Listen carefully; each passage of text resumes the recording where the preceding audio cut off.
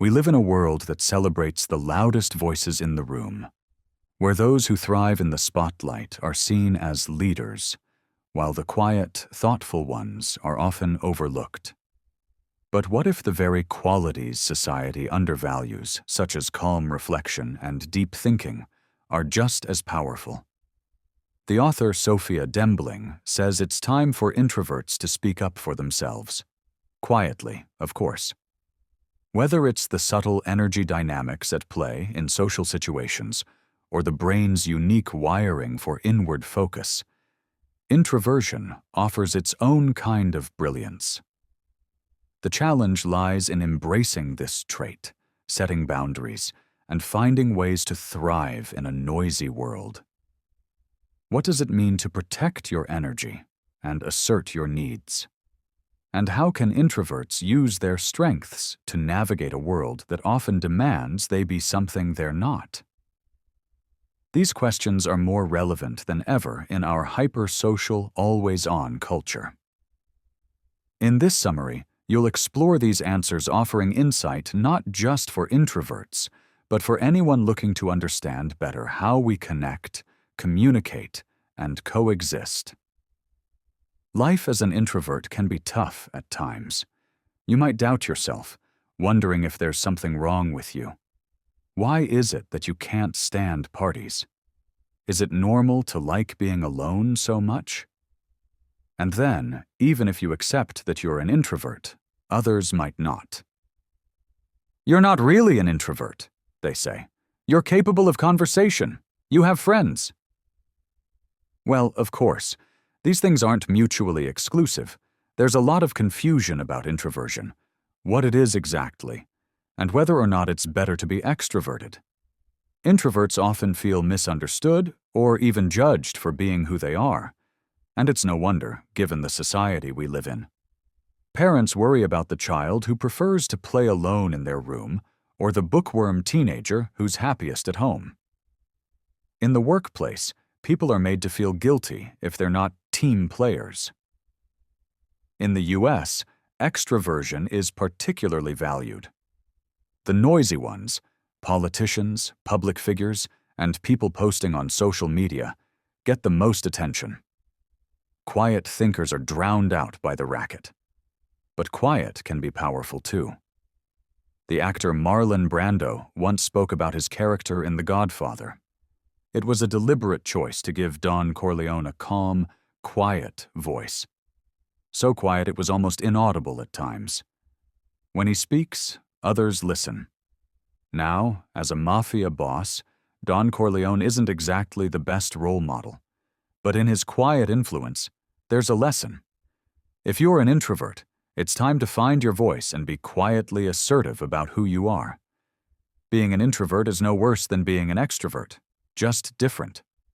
In the next section, we'll look at some of these differences and try to pin down what makes you you.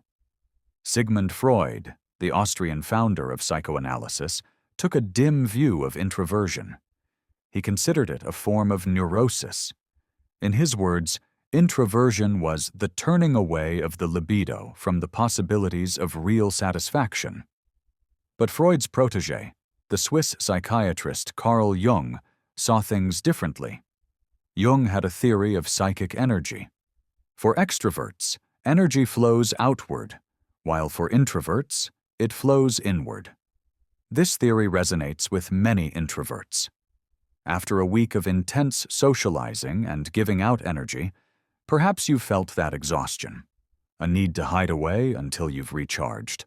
Over the years, the debate has continued as experts try to decide what introversion is and whether or not it's a problem.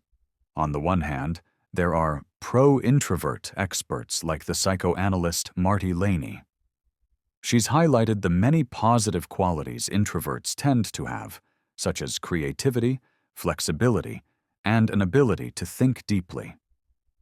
But some still take a more negative view. As recently as 2010, there were plans to include introversion in the new edition of the Diagnostic and Statistical Manual of Mental Disorders. As any introvert will tell you, introversion is not a mental disorder. Introversion isn't defined by sensitivity either. Though having said that, some introverts do relate to the concept of the highly sensitive person, being bothered by noise, and being highly attuned to other people's moods, among other things. Another thing that introversion is not is shyness. Shy people are anxious about socializing, whereas introverts often just aren't that interested in it. There might be crossover, but introversion and shyness are not the same thing. Ultimately, introverts can do everything that extroverts can do. The difference is that after a while, they lose interest in certain activities and can find them draining. The jury is still out on exactly what makes people introverts. But studies suggest that the answer seems to lie in the brain.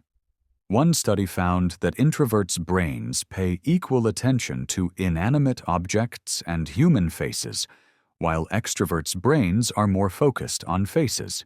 Interestingly, there's also research that suggests that extroverts' brains need more dopamine, which they get from going out and doing things. Introverts' brains, on the other hand, seem to prefer a different neurotransmitter, a slow-moving one called acetylcholine. Unlike dopamine's message of get up and get going, acetylcholine is more like settle down and have a think. So there you have it. If you're an introvert, it probably has something to do with your brain. You were born that way. Earlier, we mentioned Jung and his theory of psychic energy. You might be wondering, what is psychic energy exactly? Is it something that can be scientifically measured? Is it real? We don't have all the answers yet.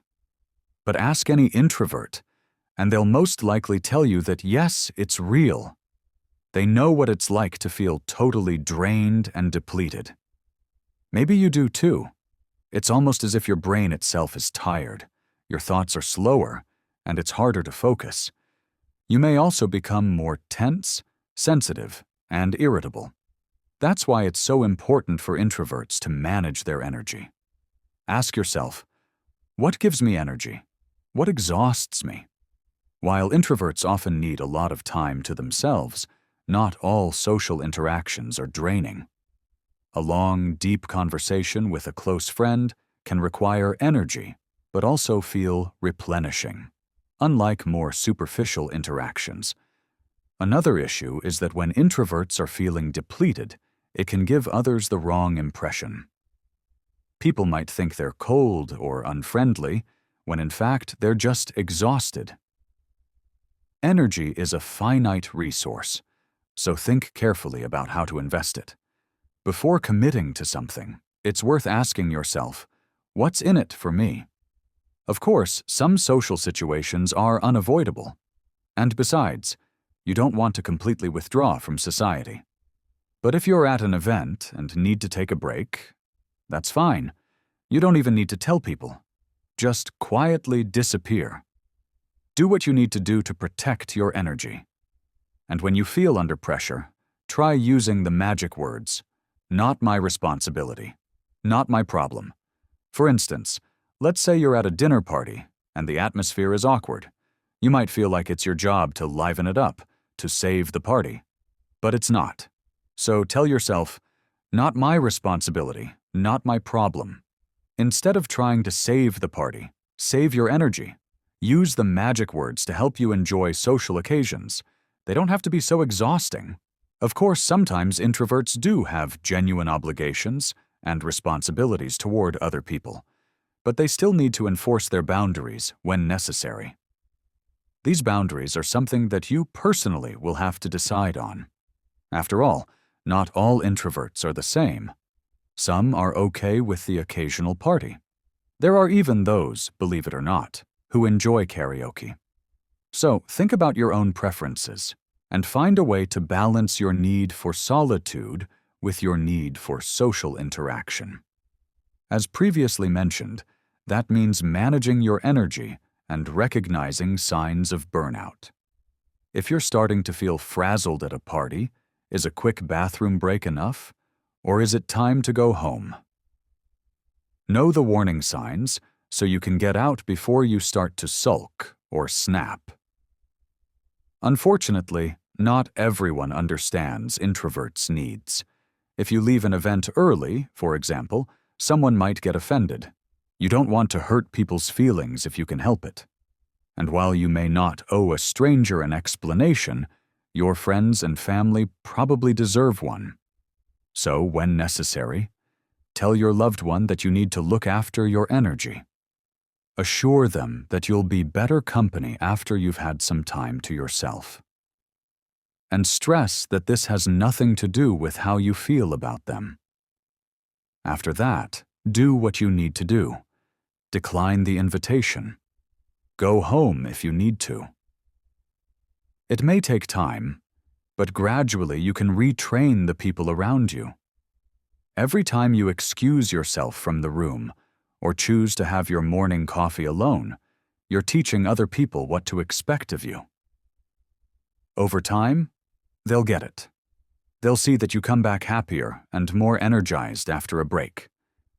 And when you're tired, they might even learn to spot the signs before you do and spontaneously give you some space. A bit like parents suggesting nap time to a grumpy toddler. So, defend your right to be an introvert, recognize your needs, and maintain your boundaries. In doing so, you'll teach others to do the same. Here's something you can probably relate to. Stepping into the bathroom at a party, closing the door, and savoring the solitude. When your brain is overstimulated, there's nothing quite like a bit of peace and quiet. Of course, if you really hate parties, you don't have to go. Keep declining, and people will eventually stop inviting you. But many introverts like to feel included, and don't mind the occasional gathering. The trick is to do it in a way that you enjoy, so it doesn't take too much of a toll on your brain. So let's go through some tried and tested strategies you can use when it's all a bit too much. Like bathroom breaks, bookshelves also offer a retreat. When you're at someone's house and you need a break, spend a few minutes browsing the shelves. Looking at books can give you a chance to catch your breath and recharge. Or, if there's a pet around, give them some attention. Fussing over a dog or a cat allows you to ignore people without seeming rude. Alternatively, instead of escaping, try another survival tactic: keeping busy. At parties, many introverts become kitchen elves, collecting glasses or wiping down surfaces. It's a great way to be in the middle of things without having to make the effort to socialize. Some things in life can't be avoided, though, such as small talk, which introverts find incredibly draining. And the thing is, small talk isn't restricted to cocktail parties. It's basically a social obligation. It's how people connect. No matter how introverted you are, you can still find ways to engage in light, superficial conversations every now and then. Something to keep in mind is that small talk doesn't have to be fascinating. You don't even need to give it your full attention. Friendly connection, that's all it is. And if you find yourself worrying about what to say, ask questions. If the other person is an extrovert, it shouldn't be too hard to get them going. And who knows, you might even learn something interesting. Either way, asking questions is a good strategy. Chances are, after talking about themselves, the other person will remember you as being charming. Even in this noisy, extroverted world, it's possible for introverts to live well while being true to themselves.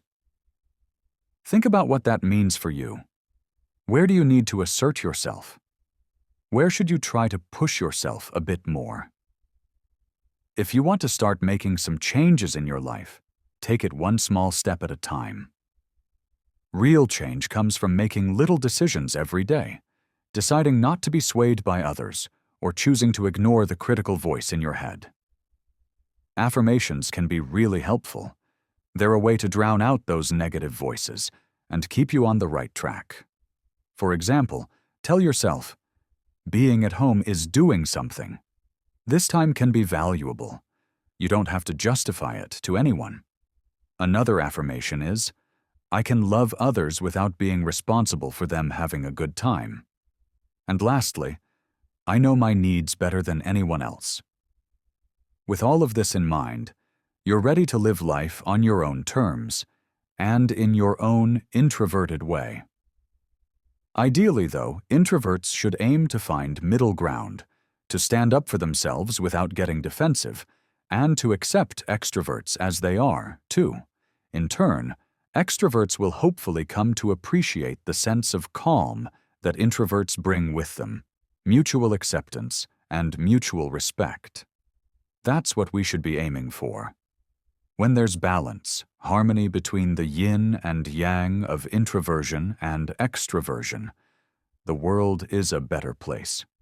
In this summary to The Introvert's Way by Sophia Dembling, you've learned that being an introvert in an extroverted world can feel like swimming against the tide. From childhood to the workplace, society often pressures individuals to be louder and more outgoing. But introverts thrive differently, drawing energy inward rather than outward, and that's perfectly valid. Introversion is a natural trait tied to brain chemistry. Studies show that while extroverts seek dopamine from socializing, introverts get more from acetylcholine, a neurotransmitter that supports calm, reflective thought. In order to thrive as an introvert, it's important to set boundaries and learn to navigate social settings. Strategies like taking quiet breaks, staying busy with tasks, or mastering small talk can help you preserve your energy. It's also important to communicate with others about your needs. Help them understand you. Ultimately, living well as an introvert doesn't mean hiding or trying to conform. The goal is to find balance, be true to yourself while connecting with others in authentic and fulfilling ways. In a noisy world, introverts bring a quiet power that deserves recognition. Okay, that's it for this summary. See you in the next summary.